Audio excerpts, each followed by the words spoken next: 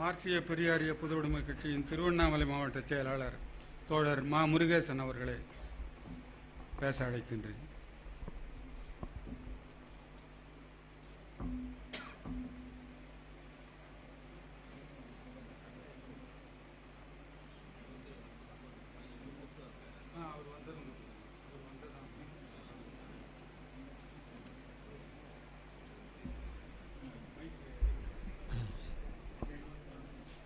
தோழர் ஆனைமுத்துவின் நூற்றாண்டு விழாவினை சிறப்பிக்கும் உங்கள் அனைவருக்கும் வணக்கம்.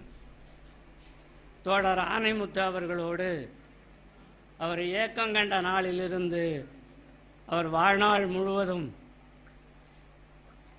பணியாற்றியவன் என்பதை பெருமிதத்தோடு தெரிவித்துக் கொள்கிறேன்.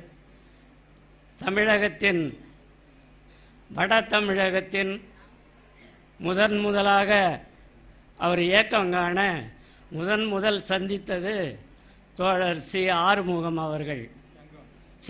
சங்கம் சி ஆறுமுகம் அவர்களை சந்தித்தார். சங்கம் ஆறுமுகம் அவர்கள் ஆனைமுத்துவோடு நெருக்கமான தொடர்பில் இருந்தவர். அடுத்தபடியாக ஆறுமுகம் அவர்கள் தோழர் ஆனைமுத்துவை எங்கள் வீட்டுக்கு அழைத்து வந்தார். அப்போது நாங்கள் எல்லாம் அந்த கிராமமே திராவிடர் கழகத்தின் கோட்டையாக இருந்த காலம். அவரை நான் முதலில் சந்தித்தது ஒரு கசப்பான முடிவாக, அவரை நடையை கட்டியா என்று மிகவும் ஆவேசத்தோடு பேசி அனுப்பிவிட்டேன். ஆனால் அன்னை மணியம்மையார் மறைவுக்கு பின் அங்கு நடந்த நிகழ்ச்சிகளை எல்லாம் கருத்தில் கொண்டு அவர் எனக்கு அளித்த 80 பக்க அறிக்கையை முழுமையாக படித்து உள்வாங்கி இந்த திராவிடர் கழகத்திலிருந்து விடுபட்டு அவரோடு அவர் வாழ்நாள் முழுவதும் எங்கள் பகுதியில் இருக்கிற எங்கள் குடும்பமும் உறவும் நட்பும் இயக்கத் தோழர்களும் எங்களால் முடிந்த உதவியை அவருடைய வேலை திட்டங்களுக்கு அளித்தோம் என்பதை பெருமிதத்துடன் தெரிவித்துக் கொள்கிறேன். தோழர் ஆனைமுத்துவின் பண்புகள் ஏராளம், அது பட்டியலிட முடியாத ஒன்று. அவரின் எளிமை, அவரின் தோழமை, அவரின் கனிவு, அவரின் தெளிவு, அவரின் துணிவு, அவரின் நினைவாற்றல் என்று பல செய்திகளை அவரோடு பழகிய நீங்கள் எல்லாரும் அறிவீர்கள். எனவே அந்த தன்மையில் அவரோடு நான் மிகவும் அணுக்கமாக எங்கள் குடும்ப நிகழ்ச்சிகள், இன்ப துன்ப நிகழ்ச்சிகள் எல்லாவற்றையும் அவரே முன்னின்று தலைமையேற்று நடத்தினார் என்பது எங்களுக்கு மிகவும் பெருமையாக இருக்கின்றது. அவருடைய நினைவாற்றலை பற்றி நீங்கள் எல்லோரும் நன்கு அறிவீர்கள். யாரையும் ஒரு 500 நபர்களுக்கு மடல் எழுதுவார். எனக்கு ஒரு மடல் வரும், அதில் ஒரு எழுத்து கூட பிசகாது.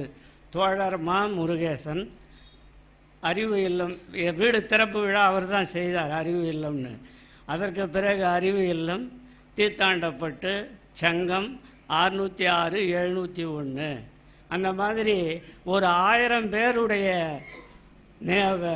பின்கோட் நம்பர், அவங்க வீட்டு எண், பின்கோடு எண் எல்லாம் அது கணினியை மிஞ்சுகிற தன்மையில் அவர் மூளையில் பதிந்திருக்கும். அத்தகைய நினைவாற்றல் கொண்டவர் தோழர் ஆனைமுத்து என்று தெரிவித்துக் கொள்கிறேன். பெரியாரை இந்த வையத்திலே நிலைநிறுத்திய பெருமை அவருக்குத்தான் உண்டு. பெரியாரை நிலைநிறுத்தியது மட்டும் வடபுலங்களிலே அவருடைய நூற்றாண்டு விழா கண்டு வடபுலங்களிலே பெரியாரை பரப்பினார். அவருடைய பெரியாரின் இடஒதுக்கீட்டு கொள்கையை பரப்பினார். அந்த தன்மையிலே அவர் நம்மோடு வாழ்ந்து கொண்டே இருக்கிறார். இந்த மண்டல் குழு என்கிற வார்த்தையை அவருடைய தாரக மந்திரமாக இன்று எல்லோரும் ஒலிக்கின்றோம். அதற்கு மூலவர் ஆனைமுத்து அவர்கள் என்று கூறிக்கொள்கிறேன். மைய அரசிலே 27% இடஒதுக்கீடு, மாநில அரசிலே 50% இடஒதுக்கீடு என்று அவருடைய பட்டியல் நீண்டு கொண்டே போகும். எனவே அன்புக்குரிய தோழர்களே, அவரின் ஆற்றலை பெருமையை அவருடைய 87வது பிறந்த நாளில் கவிஞர் தமிழேந்தி அவர்கள் அவரை பற்றி எழுதிய ஒரு கவிதையை மட்டும் படித்து நான் என் உரையை நிறைவு செய்கிறேன். ஐயா விளைச்சல் ஆனைமுத்து என்ற தலைப்பிலே அதை எழுதியிருக்கிறார். ஐயா நமக்காய் ஆக்கிய சொத்து. ஐயான்னா இங்கே பெரியார். ஐயா நமக்காய் ஆக்கிய சொத்து அவரே தோழர் ஆனைமுத்து. சூரிய பெரியார் அறிவின் உச்சியை அணு அணுவாக அளந்து சொன்னவர். 80 கடந்து 90 தொட்டும் பண்பட்ட அவரின் பாதை நீண்டது. பெரியார் என்னும் ஆழக்கடலில் மூழ்கி மூழ்கி முத்துக்கள் எடுத்தவர்.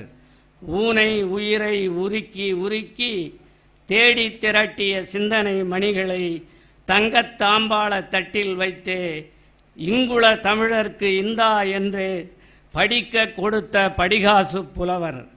வல்லாதிக்க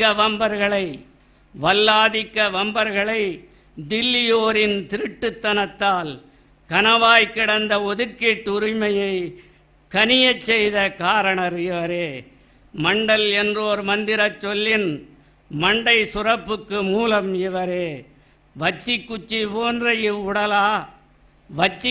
போன்ற இவ்வுடலா வடநாடு முற்றும் வகுப்புரிமை தீ பற்றி எரிய பண்ணியதென்றே மெத்தப்படித்த மேதைகள்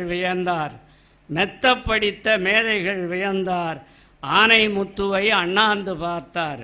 மார்க்ஸ் பெரியார் மருந்தே நோய்களை தீர்க்கும் என்று தெளிவாய் சொல்வார்.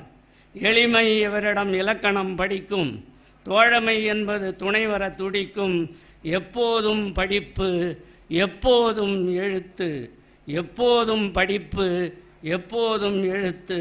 புத்தனைப் போல சுற்ற துடிப்பு. தொண்டே இவருக்கு பிடித்த சாப்பாடு. தோழர் இன்னும் வாழ்க பல்லாண்டு என்று அவரின் கவிதையை கூறி நிறைவு செய்கிறேன். நன்றி, வணக்கம்.